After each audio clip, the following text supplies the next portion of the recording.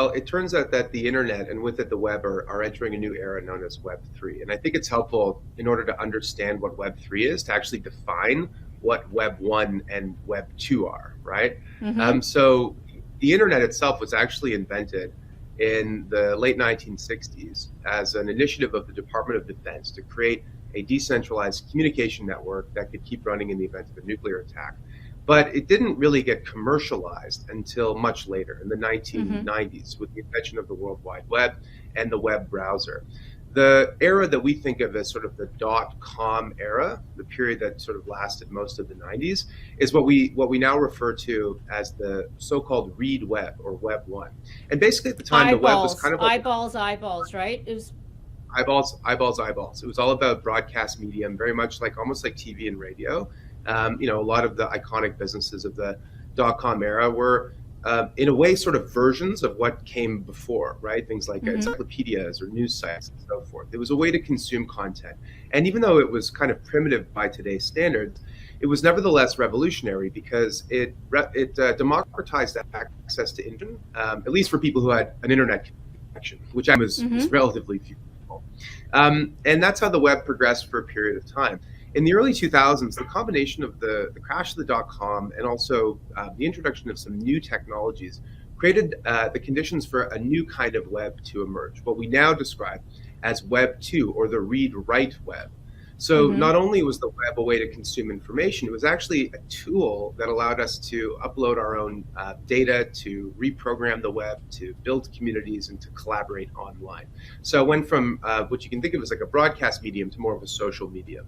And Right. the defining businesses of Web 2, I think are most people would agree are social media companies. Yeah, the Facebooks, And the Googles, well, actually less the Googles, but definitely, I agree. yeah, Facebook, Instagram, and also with the rise of the smartphone, a lot of geospatial applications, things like Uber Mm-hmm. and Airbnb, TaskRabbit, and so on and so forth.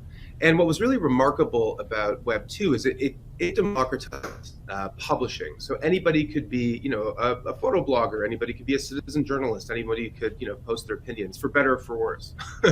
Right. And that was important, I think, and overall a big positive. But what ended up happening was that all of this user-generated content created enormous amounts of value, but not for necessarily for the individuals who created it, but rather for the large platforms who took this groundswell of engagement and built these closed-off, gated, communities where you as a user created lots of data, but the platform ended up extracting that and capturing a lot of the value. And I think now a lot of people look back at this Faustian bargain, if you will, the idea of trading our data for access to free services as sort of a raw deal. And I think Mm-hmm. at this point in time, you could make the case that the web needs a rethink. And fortunately, we now have the technology tools to have that rethink, and that's the promise of Web 3. So Web So 3 is blockchain, and tell us a little bit about those tools. yes, absolutely. So maybe as a quick diversion, we can talk about blockchains for a second. I think most people associate blockchains I with see beside your head there. Is that that's your symbol of the blockchain? yes, exactly. Yes, absolutely. Well, if the first era of the web was the read web and the second era of the web is the read write web, then you can think of Web 3 as the read, write, and own web, or the web of ownership.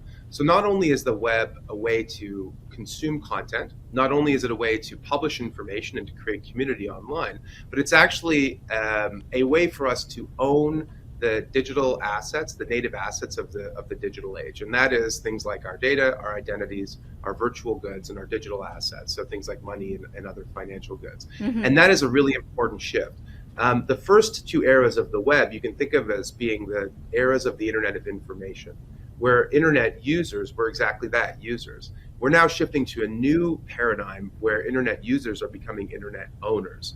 All of that is only possible because of blockchains. Until blockchains came about, we actually had no way of representing value digitally, right? So if you think about how we use the internet, if I send you, an email, for example, with a PDF attachment, I can send that same email to a million other people.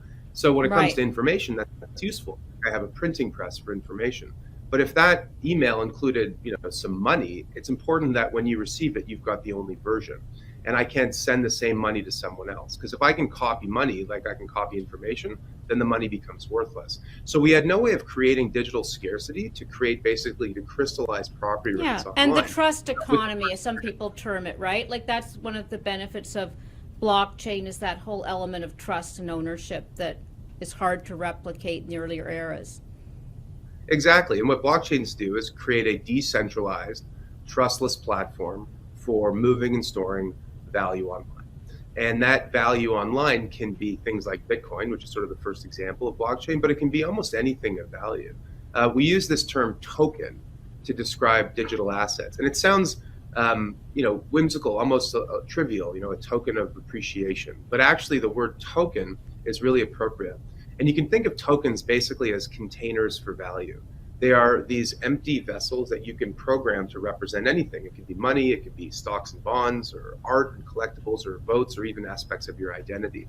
So with the read, write, own web, we have a new toolkit to represent ownership of the most fundamental assets online for the very first time. And So that is a huge shift forward. This video is curated and edited by Blockchain Flix. Blockchain Flix seeks to curate and present content on blockchain and Web3 in a way that fosters education, promotes understanding, and advances meaningful conversations. Follow us on YouTube, X, Telegram,